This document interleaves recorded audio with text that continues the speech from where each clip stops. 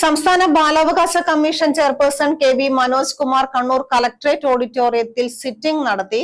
കൂത്തുപറമ്പ് വലിയ വെളിച്ചത്ത് വ്യവസായ പാർക്കിനോടൊത്ത അങ്കണവാടിയിൽ കുട്ടികൾക്ക് വലിയ തോതിൽ പൊടിശല്യം നേരിടുന്നുവെന്ന പരാതിയും സിറ്റിംഗിൽ പരിഗണിച്ചു.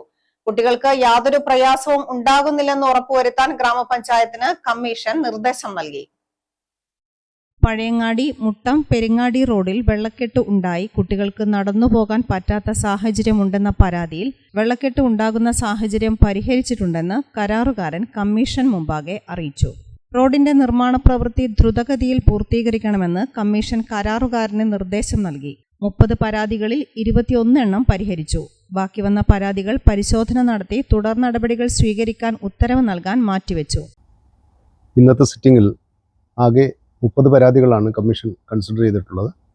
അതിനകത്ത് 21 പരാതികൾ തീർന്നിട്ടുണ്ട്. ബാക്കിയുള്ള പരാതികളിൽ പരിശോധന നടത്തി തുടർ നടപടികൾ സ്വീകരിക്കാനും ഉത്തരവ് നൽകാനും വേണ്ടിയിട്ട് മാറ്റിവെച്ചിട്ടുണ്ട്.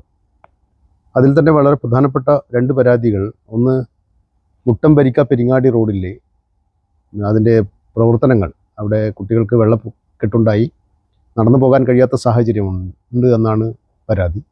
ആ വെള്ളക്കെട്ടുണ്ടാവുന്ന പ്രശ്നം പരിഹരിച്ചിട്ടുണ്ട് എന്നാണ് കരാറുകാരൻ കമ്മീഷനെ അറിയിച്ചിട്ടുള്ളത്. റോഡിൻ്റെ പ്രവർത്തനം വളരെ ദ്രുതഗതിയിൽ പൂർത്തീകരിക്കാൻ വേണ്ടിയുള്ള നിർദ്ദേശം കമ്മീഷൻ നൽകിയിട്ടുണ്ട്. അതോടൊപ്പം തന്നെ വലിയ വെളിച്ചത്ത് ഇൻഡസ്ട്രിയൽ പാർക്കിനോട് KSIDCയുടെ ഇൻഡസ്ട്രിയൽ പാർക്കിനോടനുബന്ധിച്ച് തൊട്ടടുത്ത് നിൽക്കുന്ന അംഗൻവാടിയിൽ കുട്ടികൾക്ക് അവിടെ വലിയ തോതിലുള്ള പൊടി ശല്യം ഉണ്ടാവുന്നുണ്ട് എന്നുള്ള പരാതി ഉണ്ടായിരുന്നു. അതിൽ പഞ്ചായത്തും അതുപോലെ തന്നെ മറ്റ് ഉദ്യോഗസ്ഥരുമൊക്കെ ഹാജരായിട്ടുണ്ട്. എങ്കിൽ പോലും ചില തുടർ നടപടികൾ ഇനിയും ആവശ്യമുണ്ട് എന്നാണ് കമ്മീഷൻ കരുതുന്നത്. കമ്മീഷൻ അംഗം B. മോഹൻകുമാറും സിറ്റിംഗിൽ പങ്കെടുത്തു. ഗ്രാമിക ന്യൂസ്, കണ്ണൂർ.